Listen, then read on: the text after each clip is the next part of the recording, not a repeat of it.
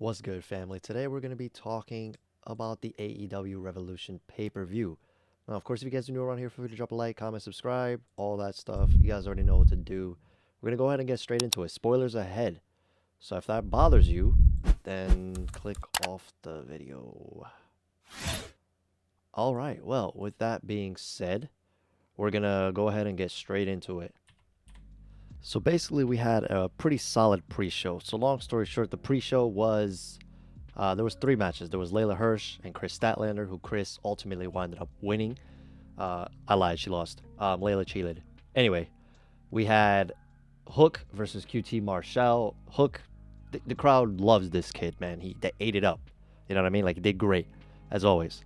We had House of Black versus Penta, Eric Redbeard, and Pac. That match was wild. Really good. It should have been on the main card, but I know they already had too many matches to begin with. But yeah, it was definitely main card worthy in my opinion. Um, I would have put it on the main card, but I get it. Everything would have been pushed back, so it makes sense. We had the pay-per-view kicking off with Kingston and Jericho with literally, you read it. Eddie Kingston actually won the match, which is great. He finally won the big one. Keep in mind, he's lost to CM Punk, Miro, among others, and he beat Jericho. Not just pinned him, but he beat him via submission, which is arguably a way stronger statement than pinning somebody, in my opinion, especially somebody like Jericho, who, again, rarely loses. I mean, he did get pinned in the Proud and Powerful tag match, and then he lost again tonight with Eddie Kingston. But again, when somebody beats Chris Jericho, it does something for them, or at least I hope it does for Eddie. And it hasn't really done much for Proud and Powerful. A lot of people were saying PNP was going to get involved somehow. I'm glad they let Eddie finish this straight up. They didn't get anybody involved. That's what I like about, I would say, like 90% of the matches in AEW, is that when there's two good people fighting, or just in general, they usually let them fight without getting anyone involved. Obviously, you still have Britt, with her people getting involved and stuff like that, and Adam Cole and Red Dragon and all that. But for the most part, nobody really gets involved in the high caliber matches. So that was that. Again, really good match, really back and forth contest. It was solid between the two. Jericho toned up and looked great. Obviously, we had a triple threat tag title match. This match was freaking wild. I can't even begin to justify how great it was. What I would recommend you do, man, is if you haven't already, just go check out the TikTok. I put so many clips on there that you're going to see why I loved this match. It'll explain everything. Just go on there. Long story short, the match was insane. Back and forth contest, more bridging between the Bucks and Red Dragon. Jurassic Express doing what they do. Everybody proved that they could hang. Jungle Boy, Luchasaurus doing his thing, standing out, doing standing moonsaults, jumping off the top rope, landing on his feet. Like, the sequences, there was a specific sequence that was brutal. And I'm glad Jurassic Express holds the title a little bit longer. I could definitely see them changing hands at Double or Nothing. But yeah, I was very, very, very happy with tonight's outcome for every single match. The only match that was unpredictable to me specifically was literally this one here. This one and the main title match. So I was actually perplexed about both of those. And I'll talk about that in a minute. But yeah, I'm glad Jurassic Express won either way. Doesn't really make much of a difference. We have the Casino Face of the Revolution. I was going to call it a Casino Battle Royale match. I'm tweaking. This match was, to say the least, it was a bit sloppy at times, but it was a ladder match. It was pretty cool. The person you're not seeing involved right now is Christian. So you had Christian, Powerhouse Hobbs, Keith Lee, Wardlow, and Orange Cassidy. The match literally was insane. You literally had everybody. Yeah, dude, you gotta have Keith Lee do that at least once, okay? Like, the way he just pops up in the camera angle, bro, it was so good. It was so good. And then Cassidy just doing what he did. Like, look at this right here. Look at this. The man literally flips himself, wham, and then tries to grab the Sonic ring up top right here. It was so good. Wardlow ultimately winded up winning. I'm trying to think if there's anybody that I forgot. I know there was... Oh, Ricky Starks was also in the match. How could I forget my boy Ricky, bro? I'm such a muppet. But yeah, man. Wardlow, the Dark Horse, winded up winning the Sonic coin. And this is going to play out a little bit further later on when I start talking about other things. But, dude, I enjoyed it. I enjoyed this match. I'm glad Wardlow won. It's time. Wardlow versus Miro coming soon. It has to happen. Jade versus Ty. There's one more clip I want to show you guys from my TikTok. I can't physically show it here, but basically, long story short, Jade kissed Ty, and I edited it with a Dolph Ziggler saying it should have been me because it should have been. I wish I could have kissed both of them. Jade, don't get me wrong, Jade was dressed up as Jay from Mortal Kombat. Okay, Jade is a freaking beast.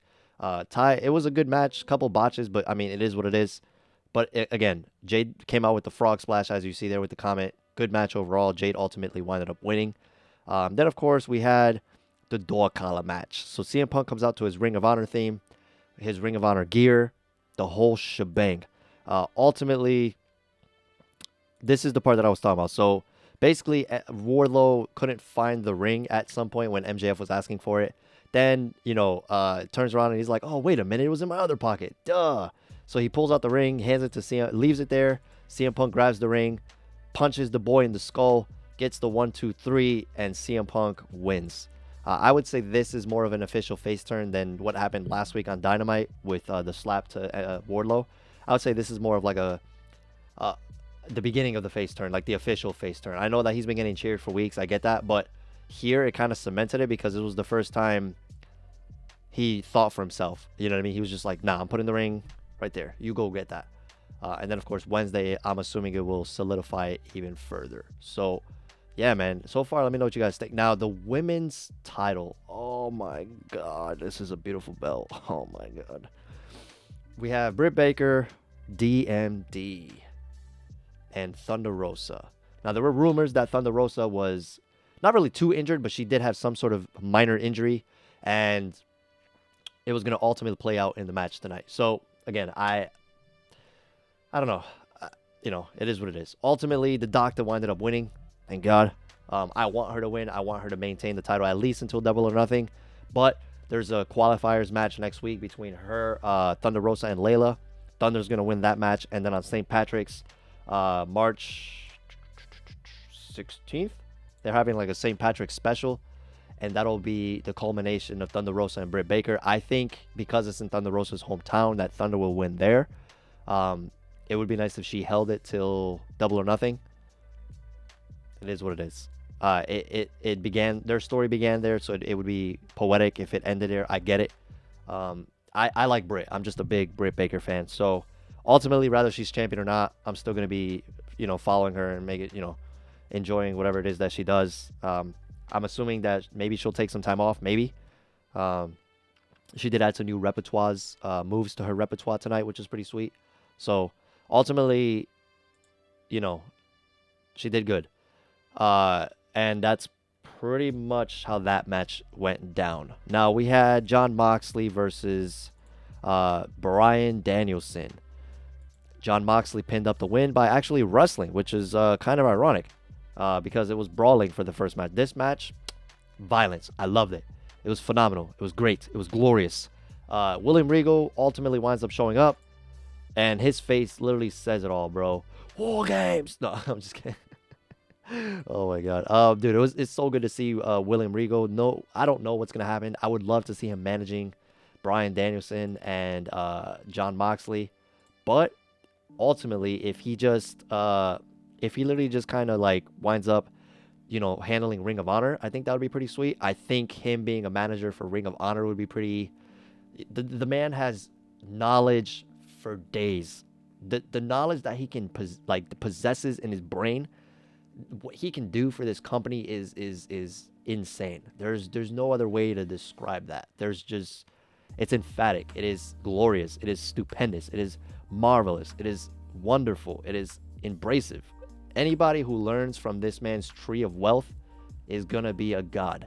Mark my words. William Regal is just that guy. And if he screams out a pay-per-view name, that would be cool too. We gotta love it. I think I may have missed a match. Probably didn't. No. Then we had the triple threat, which I completely, not the triple threat, the tornado tag match between triple 3-on-3 tornado tag match. No, 3-on-3 tornado. They were all competing at once. It was 3-on-3. We had Sting, Andrade, Matt Hardy, Isaiah Cassidy, Sammy Guevara, Darby Allin. This match was wild, okay? Like, we had the AHFO versus Sting, Sammy, and Darby. This match was insane. Sting had no business doing this, and it was incredible to see a 63-year-old man put his body on the line for our entertainment. Sting always does some wild shit when he competes, too, so, like, it's understandable. But this was extreme. And he was standing after the match. Like, I'm glad he's okay, hopefully. Sammy also did a pretty sick bump with Isaiah from the top of the entrance ramp, the entrance thing. He did a Spanish fly off the top there. It looks like Isaiah may have hit his head on one of the tables because they didn't break. The second one didn't break either, but it fell down. And then it looked like Sammy stood with him until, you know, like almost to the end of the match. So it was cool to see. Darby wound up getting the coffin drop on Matt Hardy in the ring.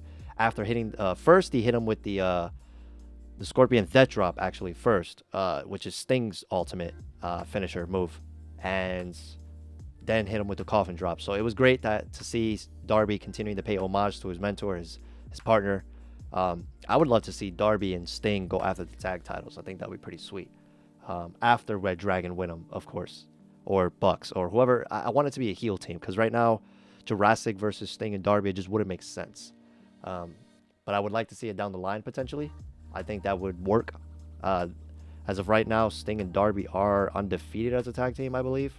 So it would just make the most amount of sense. And ultimately, we had Hangman versus Adam Cole.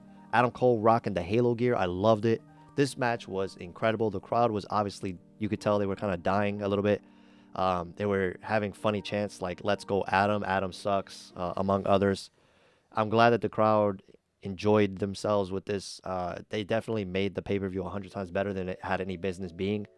Not only was the pay-per-view incredible, because it was already top to bottom, it was incredible in my opinion, but the crowd adds so much of an element to these type of events that without them, arguably, you have no real face or heel. Like, you don't know what's going on. You don't know who to, like, you know what's going on, but their reaction is what makes it incredible. This match, this entire freaking pay-per-view was incredible. I wish I could stand here and show you clips and stuff, but I can't because it's a YouTube. So again, I really just recommend going on my TikTok, seeing the clips I posted on there. And I just want to thank you guys for watching this video as well. Hope you all have a fantastic day. Peace.